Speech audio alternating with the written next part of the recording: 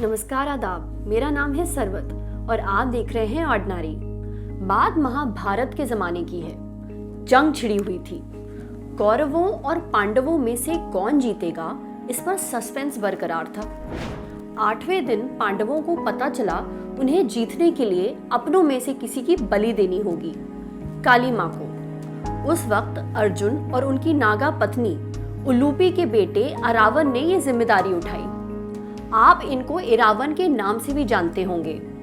खैर, उनकी एक ही शर्त थी, मरने से पहले शादी। उन्होंने भगवान श्री कृष्ण से मांगा कि मरने से पहले उनको एक बीवी का साथ चाहिए, पर कोई भी अरावन को अपनी बेटी देने के लिए तैयार नहीं था। न ही कोई लड़की उनसे शादी करना चाहती थी, क्योंकि ये शादी सिर्फ एक दिन की ही होती और पूरी जिंदगी उसे विधवा बनकर रहना पड़ता। आखिरकार श्री कृष्णा ने मोहिनी का अवतार लिया और अरावन से शादी कर ली। फिर वादे के मुताबिक अगले दिन अरावन ने खुद को कुर्बान कर दिया।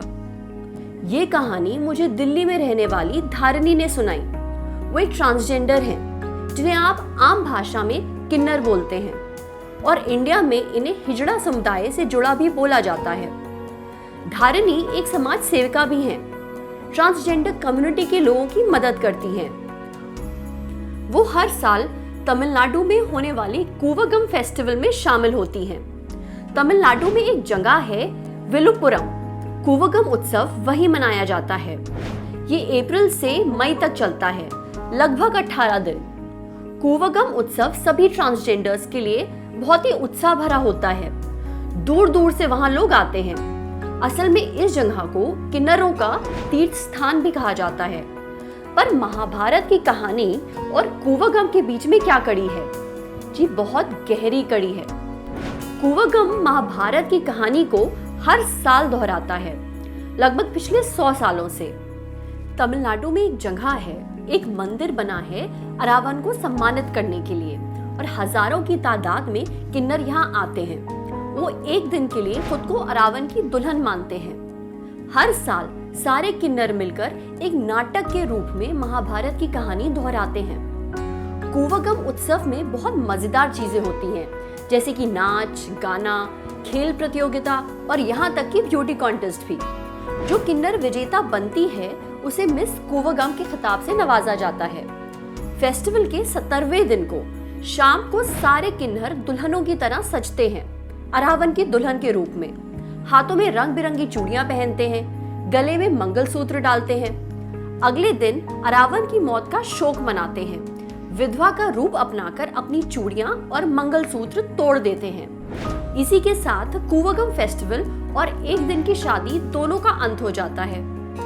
ये उत्सव देश भर के किन्नरों के लिए बहुत मान्यता रखता है। आजकल ये बस धर्म ही नहीं, और भी बहुत सारे जरूरी मुद्दों के लिए एक प्लेटफॉर्म सा बन गया है। कूवगम को अब एक मौके की तरह देखा जाता है, क्योंकि यहाँ देश भर से किन्नर आते हैं। ट्रांसजेंडर कम्युनिटी से जुड़ी जरूरी चीजों पर यहाँ बात होती है। सेहत और बीमारियों से जुड़ी बातों के बारे में भी जानकारी दी जाती है, जैसे एड्स और सेक्स की वजह से होने वाली बीमारियां। दरअसल कुछ किन्नर प्रोस्टिट्यूशन से जुड़ जाते हैं। इस वजह से उनको एड्स और बाकी बीमारियां होने का काफी खतरा रहता है। उससे कैसे बचे और निपटे, इसकी जानकारी उन्हें कूवगम में मिलती है।